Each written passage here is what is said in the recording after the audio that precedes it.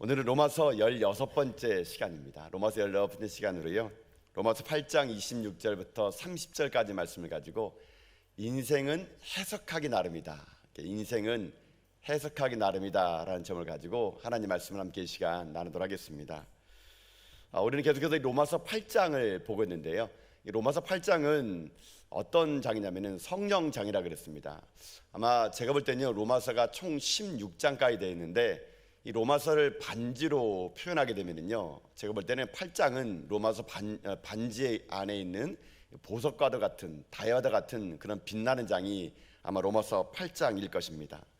로마서 8장은 성령님께서 우리 가운데 임재하시면 우리가 어떠한 변화를 받게 되는지에 대해서 아주 자세하게 기록해 놓게 됩니다. 여러분, 그래서 믿음 생활이라는 건요, 다른 게 아닙니다. 믿음 생활이라는 것은 성령님께 내 인생을 맡기는 겁니다. 그게 믿음 생활이거든요.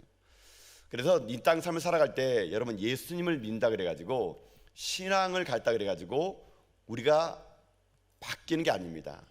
우리 인생이 예수 믿었다고요 갑자기 온전한 사람이 되는 것이 아닙니다. 예수 믿는다는 건 뭔지 아십니까? 여전히 부족하고 여전히 연약하지만 예수 믿으면 달라지는 게 하나 있습니다. 그게 무엇이냐면 성령님의 인도를 받는 것이죠. 내가 내 인생의 운전대를 잡던 인생이 이제는 내 인생 운전대를 성령님에게 맡기는 거, 그게 바로 믿음 생활이죠. 나는 여전히 부족하고 나는 여전히 약하지만 성령님이 내 인생 가운데 함께 하신다면, 내 인생 가운데 동행해 주신다면은 내 인생 가운데 하나님께서 선하게 나를 인도하시겠다는 거, 그게 바로 믿음 생활이죠. 그것은 마치 양과 목자와 똑같습니다. 여러분, 양은요 좋은 목자를 만나면 인생이 풀립니다. 여러분, 양은 그래서요 고민하지 않습니다. 목자만 보면 가면은 살 수 있기 때문에 그렇죠. 여러분, 양들이요 양다워야 됩니다. 양들이 목자가 있는데 막 고민하면서 오늘은 뭘 먹지? 이 목자가 나를 오늘 어디로 데려가지? 맨날 목자 보면서 여러분 고민하면요, 그런 양은 교만한 양입니다. 교만한 양. 양은요 고민하지 않습니다. 그냥 목자가 따라가라는 대로 가기만 하면은 언제나 푸른 초당 맑은 시냇 물가로 가는 것이죠. 우리 믿음 생활도 마찬가지입니다. 우리가요 신앙생활 한다는 것은 믿고 가는 겁니다. 목자 되신 예수 그리스도, 그분을 믿고 나는 아직도 연약하고 부족하지만 성령님에게 내 인생을 맡기고 갈 때 그 인생의 삶이 이 땅 가운데 풍요로운 인생이 될 수 있다는 것이죠.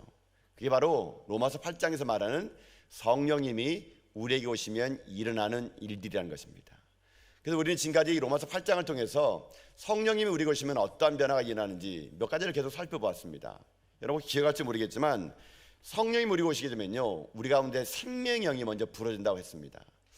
여러분, 그 로마서 7장에서 사도 바울도 자기 안에 있는, 자기 속에 있는 육신의 그 지배가, 성령의 지배가 자꾸 싸운다 그랬잖아요. 그래서 오라 공고한 몸이로다, 이 사망의 몸에서 누가 나를 이끌어갈고, 내 속에서는 자꾸만 선한 일을 하려고 그러는데 자꾸만 나는 그렇지 않은 일을 한다는 거죠. 그러니까 내 마음속에 탄식이 오는 거 아니겠습니까?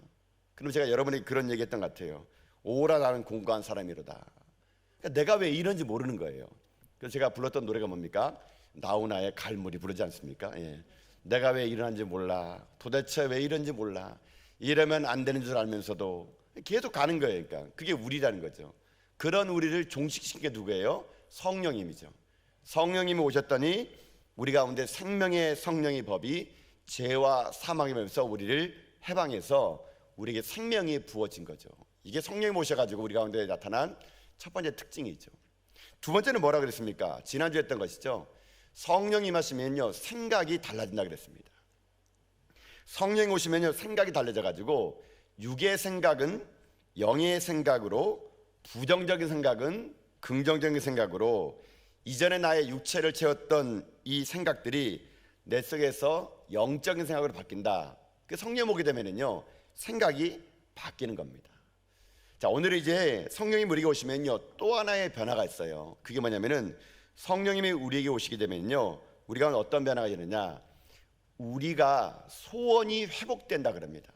소원을 회복시켜주는 성령님의 역사가 이제 우리 가운데 임한다는 거거든요. 자, 여러분 우리 말씀 한번 볼까요? 자, 여러분 오늘 말씀 26절과 27절의 말씀입니다. 자, 말씀 같이 한번 읽어보겠습니다. 시작. 이와 같이 성령도 우리의 연약함을 도우시나니 우리는 마땅히 기도할 바를 알지 못하나 오직 성령이 말할 수 없는 탄식으로 우리를 위하여 친히 간구하시느니라. 마음을 살피시는 이가 성령의 생각을 아시나니 이는 성령이 하나님의 뜻대로 성도를 위하여 간구하심이니라. 아멘. 간단하게 이렇게 얘기하는 겁니다. 그러니까 우리는요 연약하다는 거예요. 그러니까 연약하기 때문에 성령님이 우리에게 오셔가지고 우리를 도와주십니다. 근데 가장 연약한 게 뭐냐면요, 로마서 말씀하시기를 이렇게 얘기하는 거죠. 우리가 마땅히 빌 바를 알지 못한대요. 쉽게 말하면 우리가 하나님께 무엇을 기도할지를 모른다는 거예요. 그런 우리들이 마땅히 빌 바를 알지 못하니까 마땅히 빌어야 될 것은 빌지 못하고 헛된 것, 이 땅 가운데 무익한 것을 빈다는 겁니다. 그래서 성령님이 우리 가운데 탄식하는 거예요. 탄식.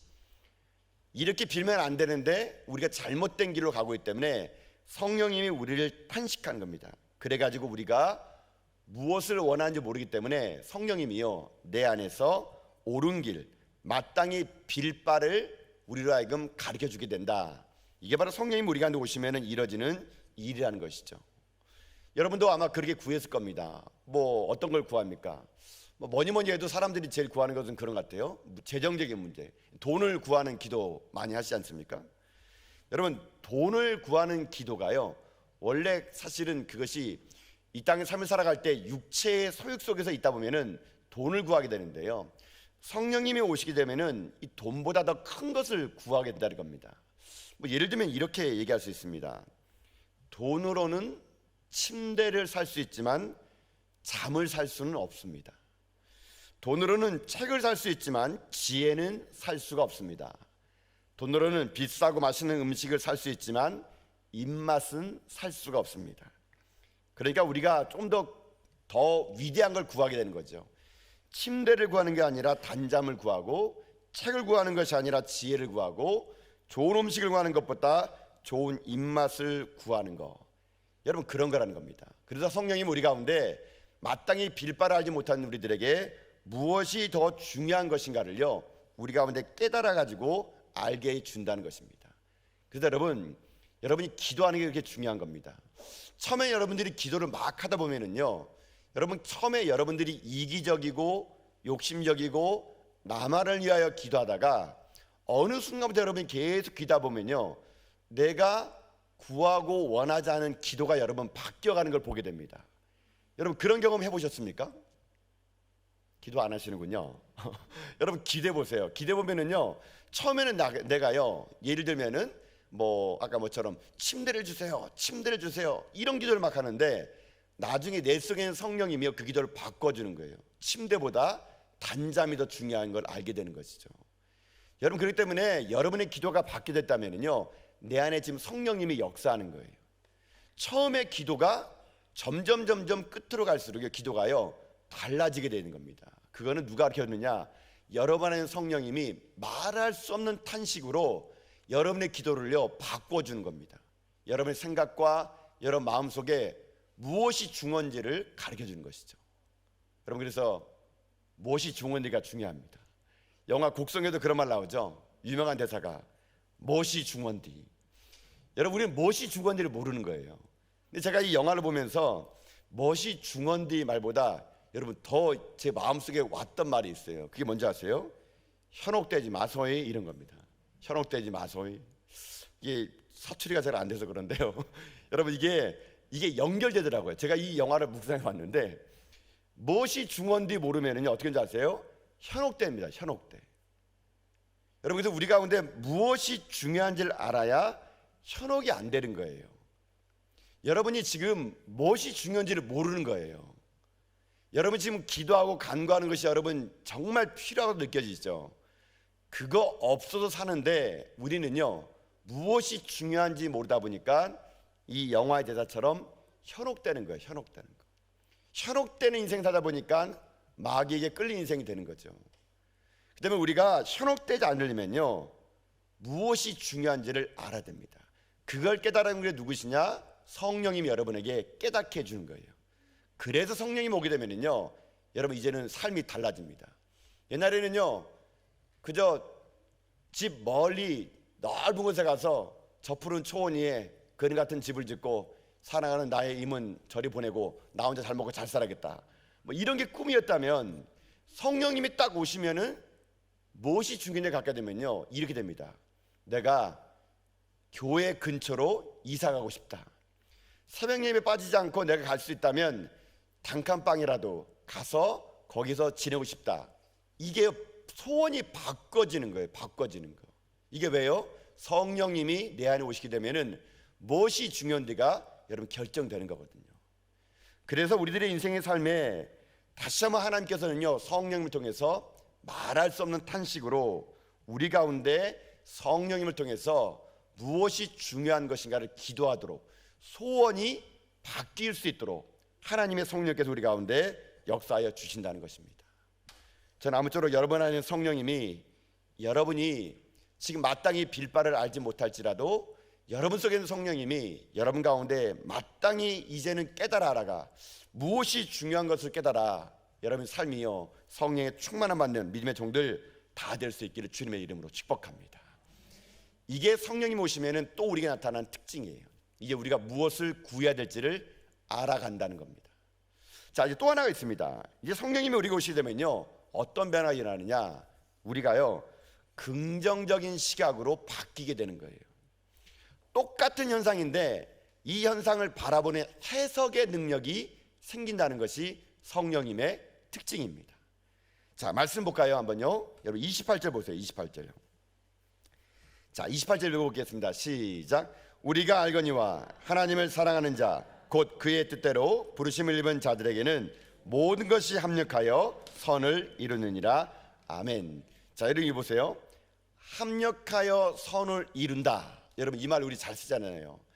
이 합력하여 선을 이룬다라는 뜻이 뭐냐면요, 해석의 능력이 생긴다라는 뜻이에요. 해석의 능력이 생긴다. 옛날에 모든 것이 다 고난이고 어렵고 나한테는 왜 이렇게 힘든 일만 일어나지? 성령님이 오기 전까지는요 모든 것이 우리 가운데 불평과 불만이었는데, 성령님 우리에게 딱 오게 되면 해석의 능력이 생기는 거예요. 아, 이것도 하나님이 합력하여 선을 이루어 주겠구나. 지금 내가 당장 힘들고 어렵더라도 하나님 반드시 이걸 통해서 나에게 좋은 걸 주겠구나. 해석의 능력이 생기는 겁니다. 이게 바로 성령님이시면 여러분에 나타나는 특징인 겁니다. 그래서 그런 사람은요 모든 상황 속에서 해석합니다. 그리고 그것을 삶에 적용시켜요. 어떤 고난이 오고 어떤 아픔이 온다 하더라도 그거를요 현상 그대로 보지 않고 현상을 뛰어넘어 해석을 하고 그 해석을 가지고 삶으로 적용하다 보니까 그의 인생은요 날마다 신앙의 성장이 이루어지는 겁니다. 실제로 이런 일들이 있었던 것 같아요. 여러분 그 일전에 제가 기사를 봤는데요, 그 이제 뭐 수능이 가까워져 가니까 여러분 뭐 이제 아마 또 뭐 이게 세상 사람들 뭐 이게 막 여러 가지 막 팔지 않습니까? 뭐 합격 엿 그래가지고 뭐 잘 붙어라, 그리고 합격 포크 뭐 잘 찍어라 막 그런 거 포크를 막 주더라고요. 그러니까 근데 제가 봤던 것 중에 하나가 뭐냐면 이 백화점에 갔더니만요 합격 사과가 있어요. 여러분 혹시 보신 적 있으세요? 합격 사과. 합격 사과. 전혀 우린 공부와 관계 없어가지고 잘 모르신 모양인데 합격 사과가 있어요. 제가 궁금했어요. 아니 합격 포크, 뭐 합격 두루마리 휴지가 있어요. 잘 풀어라 그러면서 막 두루마리 쓰거든요. 근데 합격 사과가 뭔가 제가 이제 찾아봤더니 이런 내용이더라고요. 일전에 한국에 큰 태풍이 불렀다 그럽니다. 태풍이 불어가지고요 모든 농가에 있는 사과들이요 다 떨어져 버린 거예요. 그러니까 이제 막 수확철을 맞이한 이 농가에서는 사과가 다 떨어져 가지고 많은 농민들이요 막 술로 인생을 보내는 겁니다. 떨어진 사과는 팔지도 못하니까 막 밭도 갈아엎어 버리고 그런 일이 생겼는데, 어떤 젊은 농부가 자기 밭도 여전히 사과나무에 사과가 다 떨어져 버렸어요. 그런데 밭에 가서 봤더니 떨어진 사과가 있고 붙은 사과가 있는 거예요. 그래서 모든 농부들은 떨어진 사과 보면서 갈아엎어야지, 술 먹고 그냥 뭐 인생을 그냥 망치게 사는데요, 이 농부가 태풍에도 견뎌낸 사과를 보기 시작한 겁니다. 그래서 이분이 어떻게 하는지 아세요?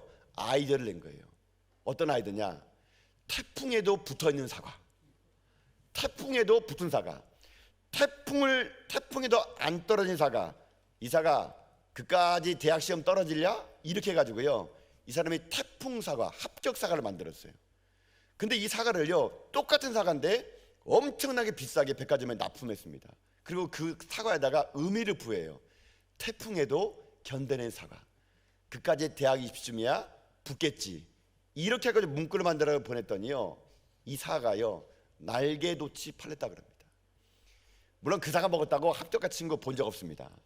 근데 그 사과가 마케팅에 성공해가지고요, 똑같은 사과인데 태풍에 이겨낸 사과라 그래가지고 한참 그 사과가 인기 있었던 적이 있더라고요. 저는 갑자기 이 본문을 준비하다가 그 생각이 들었습니다. 똑같은 상황인데 해석의 능력이 다른 거죠. 보는 관점이 다른 거죠. 그러다 보니까 모든 사람이 절망할 그때에 그 사람은 붙어있는 사과를 보고 희망을 노래했다는 것이에요.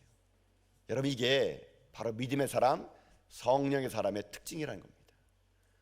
오늘 여러분은 여러분의 인생 가운데 펼쳐지는 많은 일들을 어떻게 해석하고 계십니까? 여러분이 어떻게 해석의 능력을 가지고 지금 살고 계십니까? 저는 여러분들이 아무쪼록 이 땅의 삶을 살아갈 때 날마다 이 성령님과 함께 여러분의 해석의 능력으로요, 모든 것이 합력하여 선을 이룬다는 고백으로 살아가는 여러분 다 될 수 있기를 여러분 주님의 이름으로 축복합니다. 이 해석의 능력이 중요하죠. 성경에도 도처에 보면 이런 일이 많습니다. 민수기에 보면 나와 있죠. 12명의 정탐꾼들이 가나안 땅 보고 돌아와서 10명의 사람들이 어떻게 합니까? 그 땅은 안악자손이 있어가지고 안 된다는 거예요. 우리는 메뚜기라는 거예요. 성령님이 역사하지 않으면 늘 언제나 해석의 능력이 없다 보니까 메뚜기 컴플렉스에 살아갑니다. 그런데 여호수아 갈렙은 성령님이 함께 했더니 그들은 우리의 밥이라는 겁니다. 밥이라는 거. 생각이 다르죠. 그러다 보니까 어떻게 합니까? 그들의 인생 가운데 하나님께서 그들의 삶 가운데 역사가 일어났던 것이죠. 여러분, 눈을 들어 다시 보십시오. 눈을 들어 여러분 자신과 여러분의 가정을 다시 보십시오. 해석의 능력으로 여러분 보십시오. 그러면요, 모든 것이 다 하나님의 합력하여 선을 이루는 하나님의 이다 역사가 일어나는 것이죠. 그래서 여러분, 고난이 지금 오고 있습니까? 고난을 해석할 줄 알으셔야 돼요. 그게 여러분을 죽이는 게 아니고요, 오히려 그 고난이 여러분을 더 튼튼하게 만드는 겁니다. 실제로 여러분 그 산 같은 데 보게 되면은 높은 산 꼭대기에 이 돌 틈에 여러분 자라는 그런 나무 본 적 있습니까? 그런 나무는요 높게 안 자랍니다. 자라봤자만 1m밖에 안 자라요. 산에 가다 보면은 그렇게 높은 바위 틈에 위에 나무가 자라면 신기하죠. 그런 나무는 어떤 나무인지 아세요? 갓 자라봐다 1m밖에 안 되는데요, 그 나무의 뿌리는요 20m까지 내려간다 그럽니다. 왜 그 나무가 그렇게인지 아세요? 그 돌틈에 자랐던 환경과 여건이 그 나무를요 뿌리 깊은 망으로 만들어 가지고 어떠한 태풍에도 무너지지 않게끔 만들었다 그럽니다. 그런데 여러분 캐나다나 그런 데 가면 좋은 환경 가운데 여러분 쭉 자라는 전나무 보세요.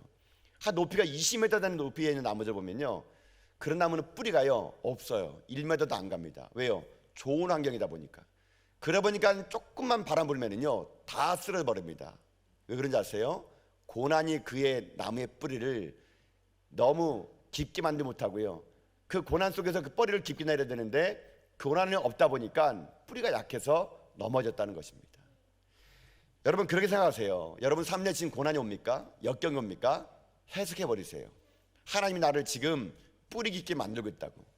하나님이 나를 지금 현재 뿌리 깊게 만들어서 나를 넘어뜨리지 않고 있다고. 그렇게 살아간다면 여러분 삶의 모든 고난은요 해석의 능력으로 하나님의 축복으로 여러분 바뀔 것을 믿습니다. 그렇기 때문에 내 삶에 오는 모든 고난을 내 안에서 해석해버리는 능력이 우리에게 필요합니다. 그래서 여러분 삶 속에 날마다 내 속에서 하나님께 나의 신앙을 성장시킨다는 것을요, 그 고난 속에서 여러분 즐겨하는 여러분 돼야 됩니다. 여러분 혹시 여러분이 학교 다닐 때 여러분은 어떤 공부를 제일 좋아하셨습니까? 여러분 어떤 공부를 제일 좋아한다는 거 뭐냐면요, 어떤 선생님을 좋아합니까? 라는 말과 여러분 바꿔서 할 수 있습니다. 여러분 제가 이 학교 다닐 때 여러분 저는 어떤 과목을 잘했을 것 같습니까? 그냥 아예 공부 못하게 생긴 모양이군요. 제가요 수학이요? 네, 예, 수학 감사합니다. 네, 제가 여러분 어떤 과목에 여러분 잘한 줄 아세요? 제가요 국어를 잘했습니다. 국어. 이 놀람은 어떤 의미인지 모르겠지만, 제가 국어를 잘해가지고요. 국어를 잘하는 건 간단했어요. 국어 선생님이 좋아서 그랬어요. 여러분, 제가요, 그래서요, 그 시험 보면은 국어가요, 거의 뭐 100점이었습니다. 100점. 증명할 길이 없으니까 여러분들이 의심의 눈으로 바라보고 가시는데, 이거. 그래가지고 고등학교 내내 98점, 99점, 100점 이렇게만 했어요. 왜 그런지 아세요? 국어 선생님이 좋아서 그래요. 근데 국어 선생님이요, 뭐가 좋았냐면 그분이 너무 착하세요. 그리고 학생들 한 사람 한 사람을 너무 친절하게 대해주세요. 막 우리가 짓궂게 굴어도 선생님 한 번도 화내고요, 다 품어주시더라고요. 그러니까 그 선생님 좋아가지고요, 그 과목을 열심히 해가지고 어떻게 하는지 아세요?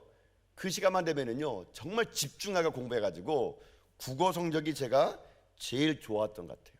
그래서 나날이 국어 성적이 좋았던 것 같아요. 제가 조금만 더 했으면 제가 문학 소년 될 뻔했는데, 어쨌거나 그랬던 것 같아요. 여러분, 근데 제가 이 말한 거 뭐냐면 신앙도 마찬가지라는 얘기예요. 여러분, 신앙이 언제 성장한 줄 아세요? 좋아해야 성장합니다. 좋아해야. 여러분, 하나님께서 여러분 주신 고난도 좋아해야 되고요, 뭐든지 하나님 주신 것은 좋아하면 신앙은 성장하게 돼 있어요. 여러분, 신앙이 언제 성장하냐면 교회가 좋아야 됩니다. 교회가 좋아야 되고 예배가 좋아야 신앙 성장합니다. 교회가 좋아야 되고요, 또 하나 목사가 좋아야 됩니다. 여러분이 저를 좋아해 주셔야 여러분이 신앙이 성장해요. 제가 제 인기 관리하려고 말씀드리는 게 아니고요, 여러분, 이 말이 뭐냐면요, 신앙 성장 안 하는 사람 보세요. 날마다 그 사람 입에서 무슨 말 나오는지 아세요? 우리 교회는 안 돼, 우리 목사님은 맨날 저래, 우리 교회는 맨날 하는 게 이 모양이야, 우리 목사님은 돈이나 좋아하고 교만하고 문제가 많아. 교회가 싫어지고 목사님이 싫어지면요, 신앙 성장이 없습니다. 여러분요, 물론 교회와 저 같은 목회자가 여러분에게 좋은 이미지, 좋은 모습 보여야겠죠. 근데 여러분들도요, 교회를 좋게 보려고 그러고, 저처럼 부족한 사람들도 아이고 애쓴다 최영진 목사, 아이고 그냥 불쌍히 여겨줘서 좋게 보여주면요, 좋아해주면요, 그게 여러분에게 신앙이 성장이 되는 거예요. 여러분 생각해 보세요. 여러분이 저를 싫어하는데, 저에 대해서 불편한 마음 갖고 있는데 제 설교가 들리겠습니까? 여러분요, 안 들립니다. 여러분요, 교회가 싫은데, 교회 오기가 싫은데 여러분 교회가 좋아지겠습니까? 싫어집니다. 그러면 성장이 안 이루어져요.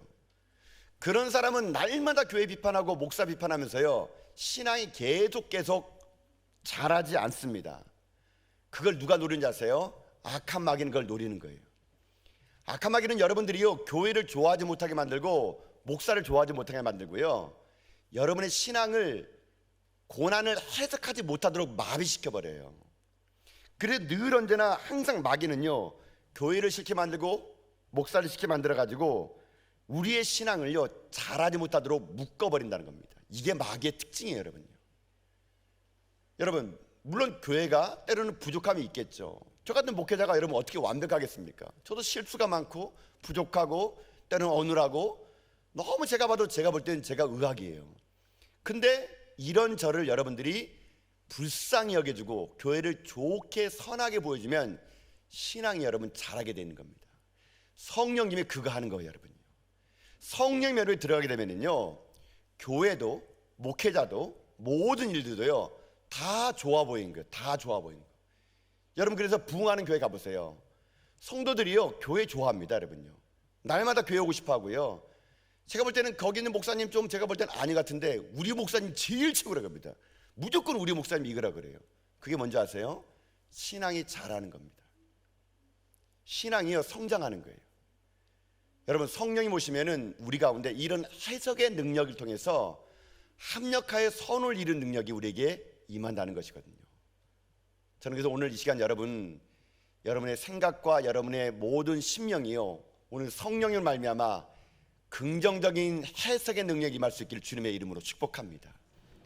무엇을 보든지 어떤 상황이 오든지 고난이 닥치더라도요, 아파도 병들어도 여러분의 자녀가 힘들어도 그거를 저주고 고난을 보지 마시고 하나님께서 이 일을 통해서 더 위대한 일을 하겠지라는 해석의 능력을 가지고요, 여러분 이 땅 가운데 믿음의 성장을 이뤄나간 여러분 다 될 수 있기를 주님의 이름으로 축복합니다.